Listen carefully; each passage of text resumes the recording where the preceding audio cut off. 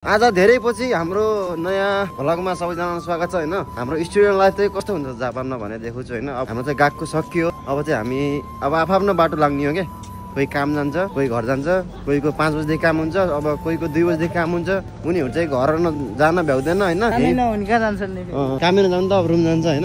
उनीहरु चाहिँ डाइरेक्ट काममा जान्छ। यही हो स्टुडेन्ट लाइफ। यी झोला बोकियो हिड्यो सबै हाम्रो स्कुलको प्यारा प्यारा विद्यार्थीहरु छन् हैन। काममा जान्छन्। अब मेरो चाहिँ काम छैन हैन। म चाहिँ चिलमा हो। बिहान 7 बजे उठ्यो, स्कुल आयो, स्कुलबाट सिधै काम गयो, फेरि राति 11 बजे घर गयो, खायो, सुत्यो।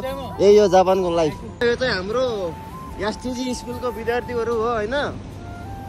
एसटीजी स्कुलमा अब कोही आउने भएपछि यही हो हाम्रो स्कुल। यतातिरबाट जान्छ, आउन सक्नुहुन्छ। एकदमै राम्रो। यो चाहिँ जापानको महँगो ठाउँ हो जापानको हैन। यो चाहिँ कोतो सिटी हो जापानको। कस्तो भइरहेको तिम्रो जापानको लाइफ? मेरो एकदमै राम्रो भइरहेछ। यहाँको जापान कति भयो? आको थाहा छैन यार। कति जति भयो? भयो नि 18 महिना। राम्रै चलिरहेको जापान राम्रो लाइफ? चलिरहेछ। सँगै बस्या थाहा तिमीलाई बास सबै। केटाकेटी कतिको पठाउन पाइन्छ जापानिज? पटाउनु पाइन्छ? पाइन्छ कि जापानमा? पठाउन सकिन्छ? जापानिज बिहा गर्न सकिन्छ?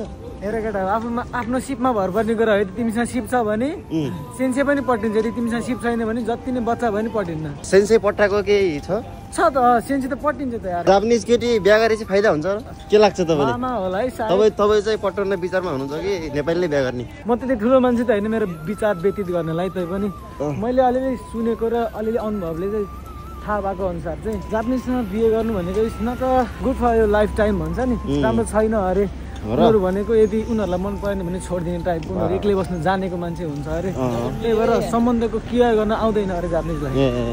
त्यही भएर म त भन्छु जापानिज भन्दा नेपाली हुन्छ त। यत्रो छ त यार नेपाली केटी। एउटा चाहिँ पनि प्याट सक्यो आनन्दले। ल तपाईँको सोच पनि राम्रै हो। अनि काम छ कि आज? आज छैन सर, आज घर जाने च्याट्ट। हेर जापानिज स्कुलको केटीहरू यस्तो हुन्छ राम्रो हुन्छ होइन। त्यही हो। अब हामी यहाँबाट चाहिँ 15 मिनट हिँडेर हामी स्कुल पुग्छौँ। अरे स्कुल नै स्टेसन पुग्छौँ। दिपक के छ? ठीक छ यार। ठिक छ। तिमी त यहाँ मात्र भिडियो भाइरल भएको थियो त यार। भाइरल हुने यार। के भन्न चाहन्छु? कमेन्टहरू पनि धेरै आएको थियो। कमेन्टहरुलाई धेरै धेरै धन्यवाद भन्न चाहन्छु। अनि काम चाहिँ यहाँ मात्र हानिरहेको? यहाँ मात्र हानेको तर अब छोड्न लाग्यो है। यहाँ मात्र चाहिँ छोड्नु लाग्यो। अब केमा गर्ने हो? अब सागवा छिर्न लाग्यो। मलन छिरो ल। हाट देख्यो हैन। 11 जना मान्छे हुनुहुन्छ हैन। मलन छिरो है त्यहाँ सागा। तिमी आउन मात्रै यार। म आउँछु अवश्य आउने छु म। काम जहाँ छ राजन तै छ भन्ने कुरा बुझे हुन्छ। यति के छ दाइ खबर? दाइ चाहिँ हल्का लाज मान्नुहुन्छ होइन। ठिक छ त्यही पनि ठिक छ। मुना के छ खबर? जापानमा जाडो चढेको भएर टोपी लाएर आछिन निल्ने चाहिँ आज होइन। हल्का बिरामी पनि छिन्। ठिक छ। काम कस्तो भइरहेको जापानमा? राम्रो भइरहेको? हाम्रो स्कुलको सबभन्दा राम्री मान्छे हुनुहुन्छ। कस्तो लागिरहेको जापानमा? यहाँ चाहिँ आज व्रत अरे बोल्नुहुन्न थोरै। हेलो के छ खबर? आज चरपटे खाने न? अनि के खाने त? रक्सी खाने? होइन रक्सी नखाम, चिया खाम। दुधवाला चिया। म दुध किन्छु, तिम्रो चिया पकाउनु। कि म ल्याइदिन्छु ल। म दुध ल्याउँछु, तिमी चियापत्ती किन्दा म चिनी किन्छु। अनि तिमी चिया बनाउ रुममा, म चिया खान आउँछु। हुन्छ नि? किन होइन त्यस्तो हुन्न। तिमी राम्रो हो नि त, भ्युज पनि धेरै आउँछ होइन त सेतीवाली। जापानमा कति भयो? त्यही मान्छेले गर्दा नेपाल बिग्रियो। 2 वर्षमा। अनि कस्तो बितिरहेको लाइफ?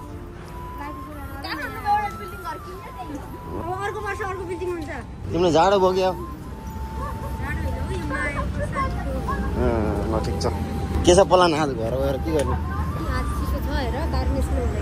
चिसो लागिरहेको तिमीलाई? केही चिज छैन?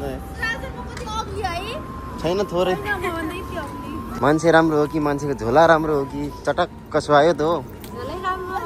झोलै राम्रो। मान्छे त कोइयाको सिन्की लात्ती नहान है फेरि। मेरो दर्शकहरूले फेरि आएर तिम्रो घरमा फेरि बम पड्काइगला नि।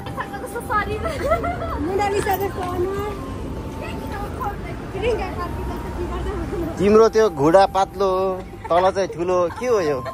कुन जिम गर्छौ तिमी? यसरी उल्लु नबनाऊ न।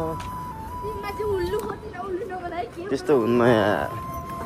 सुन न, तिमी बिहा कहिले गर्ने हो? यहाँ केटाहरू पछि लागिरह। फेरि गर नि त एउटा 2टा गर न। म गर्दैन, मेरो त गर्लफ्रेन्ड छ, मार्छ मलाई।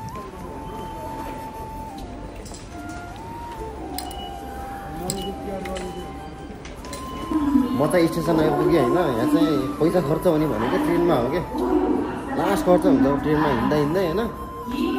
अनि अब यहाँदेखि ट्रेन आउँछ, अनि ट्रेनमा चढेर अब घर जान चाहिँ हाम्रो 20 देखि 25 मिनट लाग्छ घर जान होइन। हाम्रो स्कुलको होस्टेल चाहिँ अलिक टाढा भएको हुनाले बिहानै हिँड्नुपर्छ कि स्कुल आउँदा पनि 8 बजी हिँड्नुपर्छ, 9 बजी स्कुल हो। अब यहाँ ट्रेन आउँछ होइन। अब म चाहिँ घर आइपुगेँ होइन। अब चाहिँ मेरो काम छैन, अब म सुत्न पर्ने हुन्छ। सबैजनालाई मेरो भिडियो हेरिदिनु भयो, लाइक कमेन्ट गरिदिनु होला, सब्सक्राइब गरिदिनु होला। Bye bye.